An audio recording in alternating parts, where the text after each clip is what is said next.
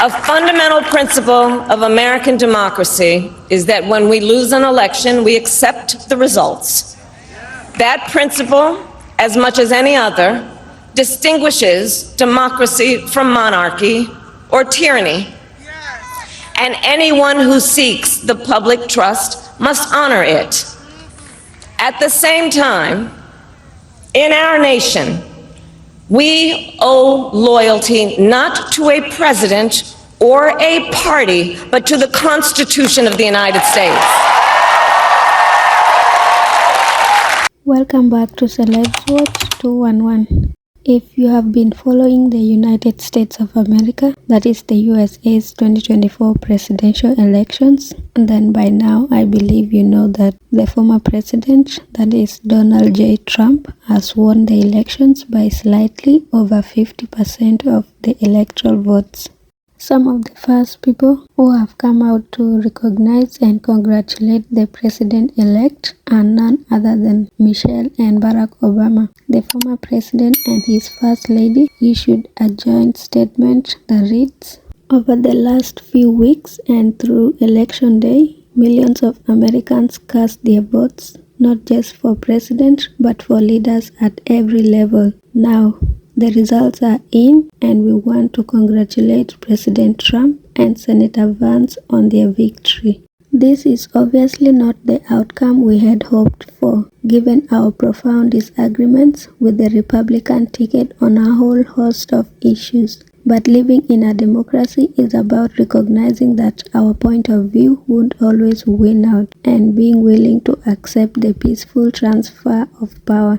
Michelle and I could not be prouder of Vice President Harris and Governor Walz, two extraordinary public servants who ran a remarkable campaign, and we will always be grateful to the staff and volunteers who poured their heart and soul into electing public servants they truly believe in.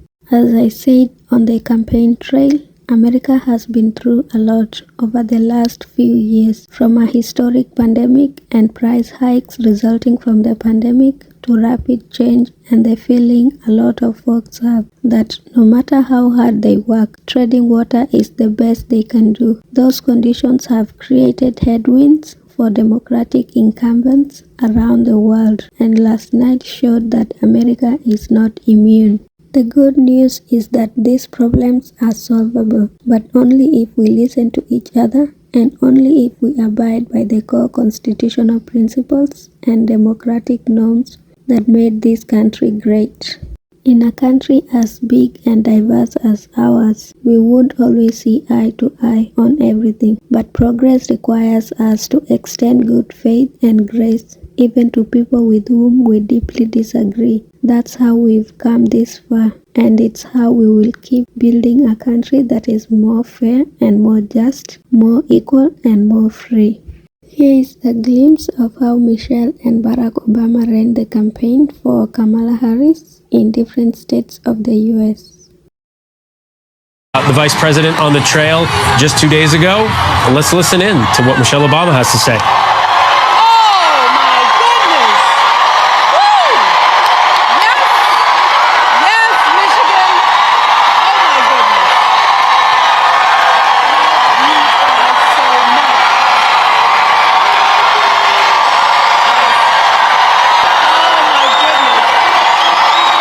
Show on the road, especially for our folks standing here in the mosh pit. Hang on there. I love you. Well, let me just start by saying hello, Kalamazoo. Or should I say Kamalazoo? Who is ready to elect the next president of the United States, Kamala Harris?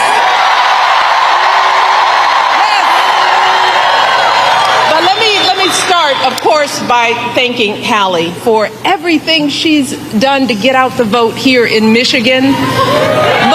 But most of all, I want to thank all of you because, 100 years old, no. Oh, my goodness. You look amazing. I bow down.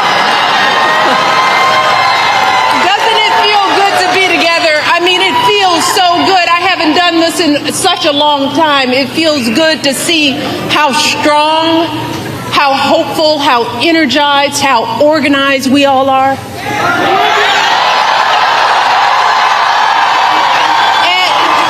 And we need that. We need all of you, because right now, as you know, this race is close.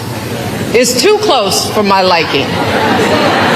And I came out here to Michigan because I am someone who takes her own advice to heart. I know that if we want to help this country finally turn the page on the politics of hatred and division, we can't just sit around and complain.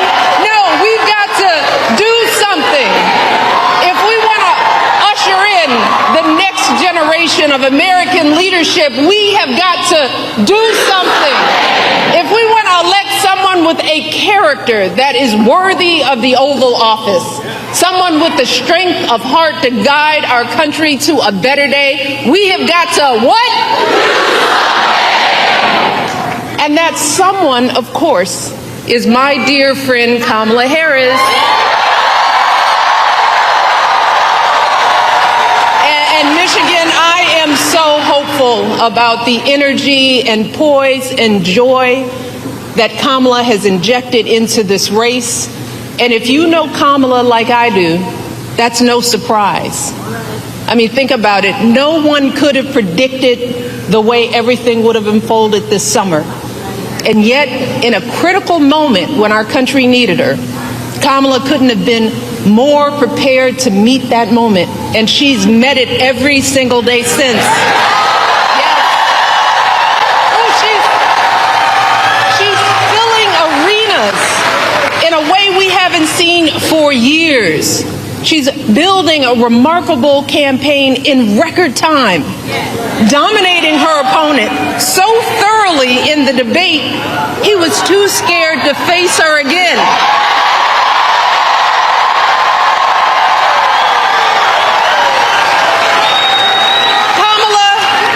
She's putting herself out there fearlessly, facing down even her harshest critics. She's seeking out Republicans to find common ground. And unlike her opponent, she's not ducking interviews or cowering in safe spaces only with fawning audiences. No, she's showing us what a sane, stable leader looks like.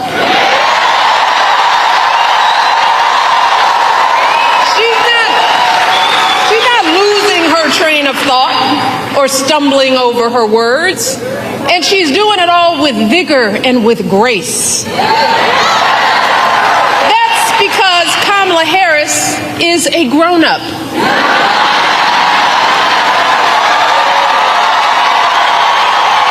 And Lord knows we need a grown-up in the White House. Maturity and fresh ideas to keep moving our country forward. Kamala is the only candidate in this race who has outlined a clear set of policies, including focusing on lowering costs and reducing drug prices for all Americans, giving tax credits to first-time homebuyers, folks starting small businesses, and working families raising our kids. Let me tell you, it is a remarkable plan. And these remarkable last few months mirror the way Kamala has handled herself her entire life, fighting for working people and the vulnerable, first as a prosecutor, then as an attorney general, then as a U.S. senator, and now as our vice president of the United States.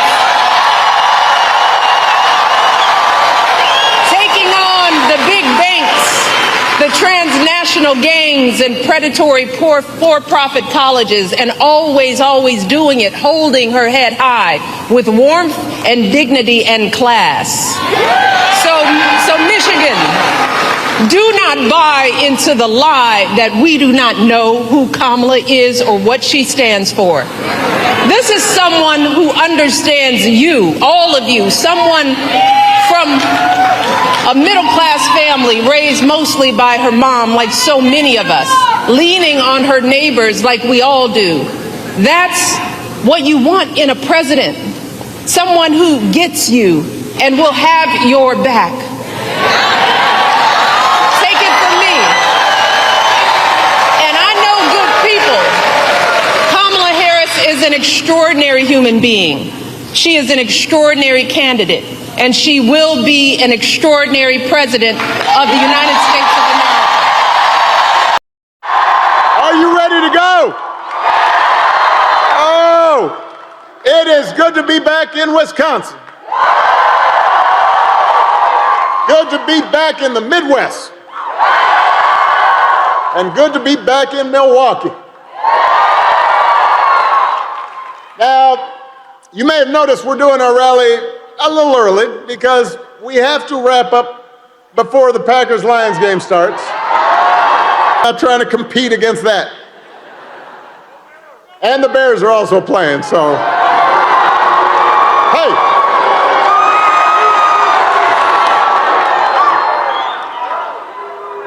Right now we're on the same team, people. I am here for a very important reason, and that is to ask you to vote for one of my favorite congresswomen, Gwen Moore, for your wonderful Senator, Tammy Baldwin, and for the next President of the United States, Kamala Harris.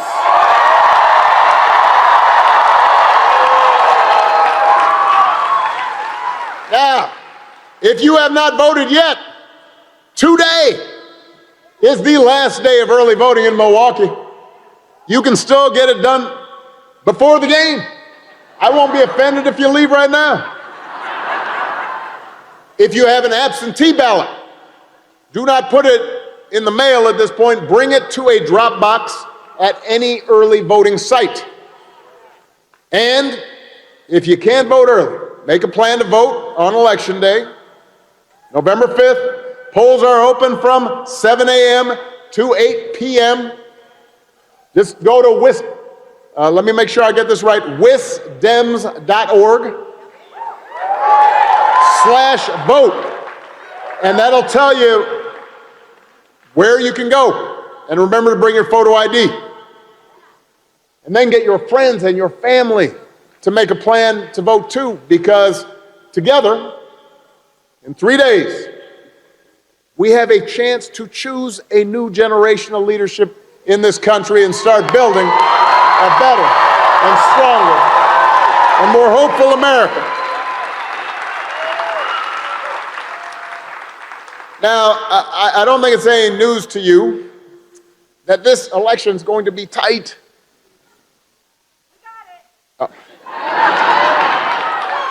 It's going to be tight because a lot of Americans are still struggling. You know, as a country, sometimes I think we forget we have been through a lot over these last few years. We had a historic pandemic that wreaked havoc on communities and businesses and families. The disruptions from the pandemic caused price hikes that put a strain on family budgets. And even before the pandemic, a lot of Americans felt that no matter how hard they worked, treading water was the best they could do. So I understand why people are looking to shake things up. What I cannot understand is why anybody would think Donald Trump will shake things up in a way that is good for you. Because there is absolutely no evidence that this man thinks about anybody but himself.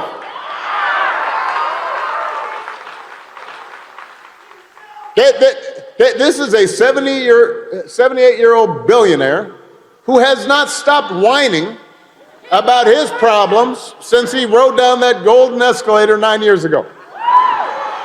And we've seen it for over a decade now, this show of his. The late night tweets, all caps. The weird tangents and crazy conspiracy theories. The constant attempts to sell you stuff. Gold sneakers, a $100,000 watch, even a Trump Bible. He wants you to buy the Word of God, Donald Trump edition. He's got his name right there next to Matthew and Luke. Who does that? The point is, Donald Trump is not thinking about you.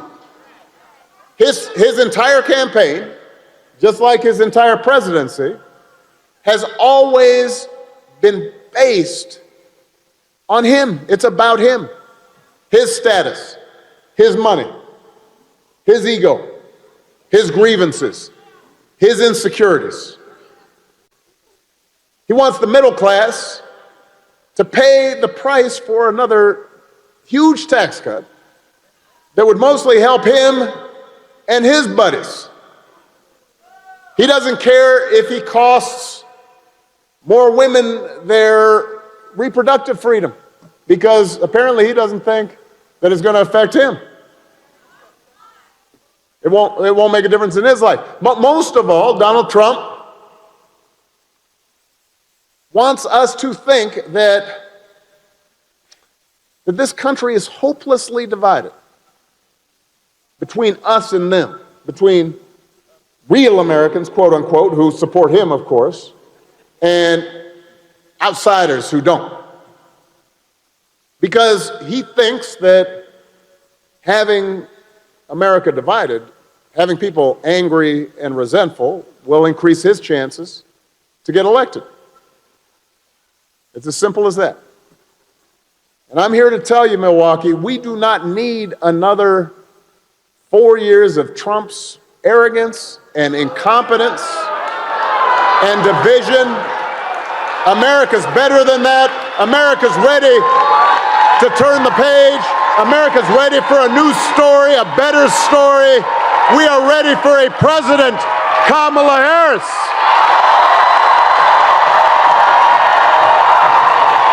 Here's the list of all the presidential candidates that ran during the 2024 US presidential elections, together with their political parties and the number of votes they got, as well as the electoral votes.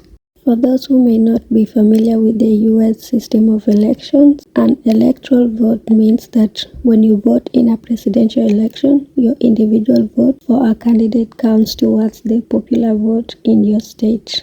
However, your individual vote, or that one person, one vote, does not necessarily mean that, or does not dictate who will win the presidential elections, because you're not voting for the president directly. This can also be put in a way that when American voters go to the polling station, that is on the election day, they are not voting for a specific candidate. Instead, they are voting for a group of electors who have pledged to support their candidate of choice. So this is largely based on political parties. That is, you are voting for a political party, or your vote is dependent on ideologies that you get based on your political party of choice. And generally, those electors are usually selected by political parties, mostly from among individuals who are very active within the party or political activists. Please note that your electoral votes that are cast by members of electoral college or like a riding usually don't determine the outcome of a presidential election. Instead, there are a total of 538 electoral votes, and a presidential candidate must win at least 270 of those electoral votes in order to be considered elected as the president, or in order to be considered the winner of the presidential elections. In other words, this is like electing MPs based on their political parties, and the political parties that get the largest number of MPs, or 270 MPs and above, is considered the winner of the presidential election, and the party leader automatically becomes the president. So, in the just concluded US presidential elections, Trump won because his electoral votes were 295, which is more than 270 of the 538 electoral votes. Therefore, he automatically becomes the president.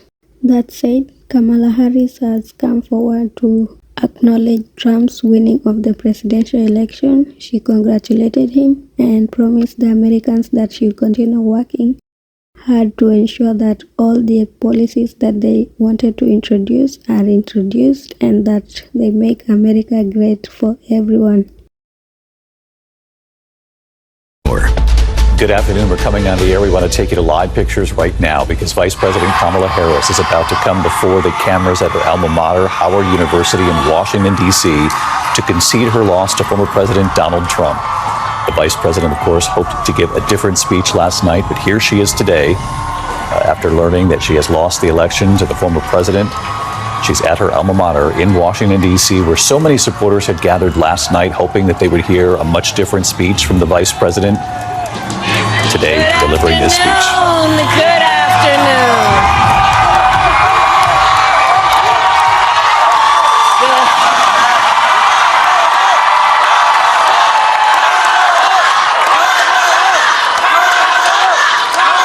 Good afternoon, everyone. Good afternoon. Good afternoon. Good afternoon.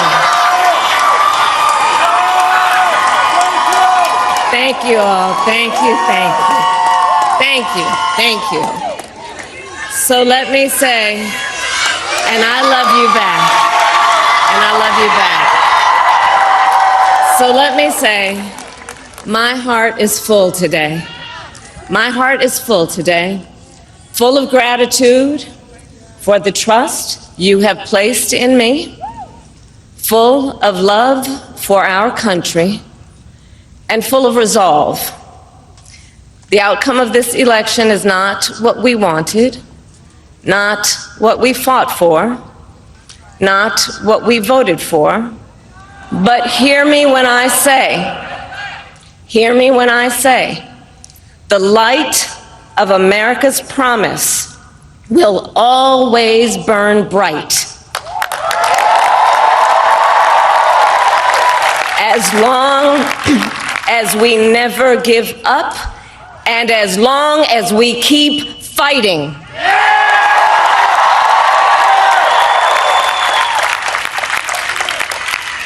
To my beloved Doug and our family, I love you so very much. To President Biden and Dr. Biden, thank you for your faith and support. To Governor Walz and the Walz family, I know your service to our nation will continue. And to my extraordinary team, to the volunteers who gave so much of themselves, to the poll workers and the local election officials, I thank you all. Look, I am so proud of the race we ran and the way we ran it. Over the 107 days of this campaign, we have been intentional about building community and building coalitions, bringing people together from every walk of life and background, united by love of country, with enthusiasm and joy in our fight for America's future. And we did it with the knowledge that we all have so much more in common than what separates us.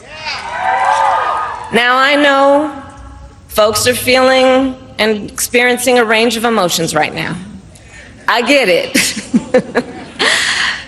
But we must accept the results of this election. Earlier today, I spoke with President-elect Trump and congratulated him on his victory. I also told him that we will help him and his team with their transition, and that we will engage in a peaceful transfer of power.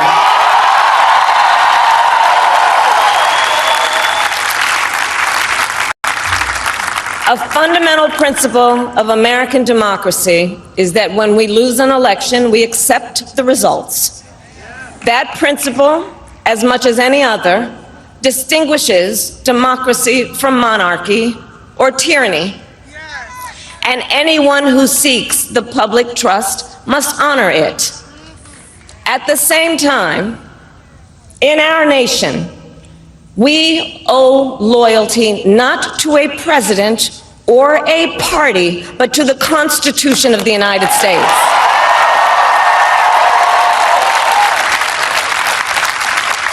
And loyalty to our conscience and to our God. My allegiance to all three is why I am here to say, while I concede this election, I do not concede the fight that fueled this campaign.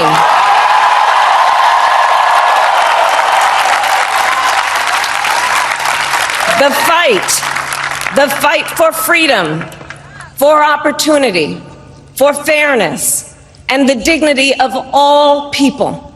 A fight for the ideals at the heart of our nation, the ideals that reflect America at our best. That is a fight I will never give up.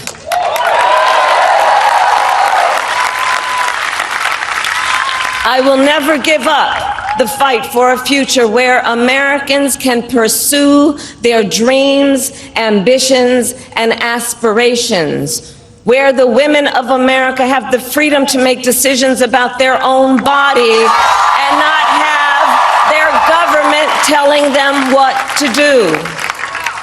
We will never give up the fight to protect our schools and our streets from gun violence. And America, we will never give up the fight for our democracy, for the rule of law, for equal justice, and for the sacred idea that every one of us, no matter who we are or where we start out, has certain fundamental rights and freedoms that must be respected and upheld.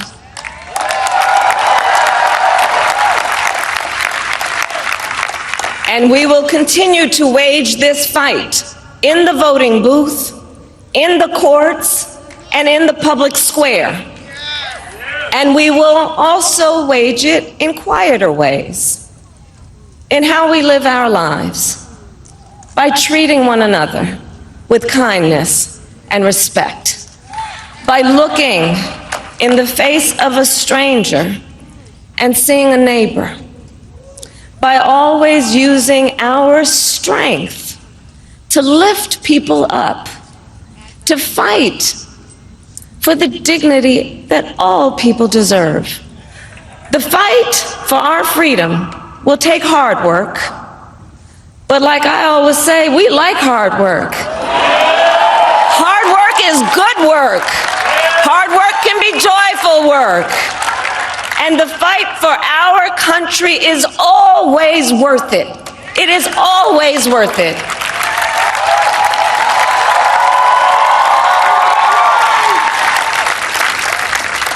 To the young people who are watching, it is...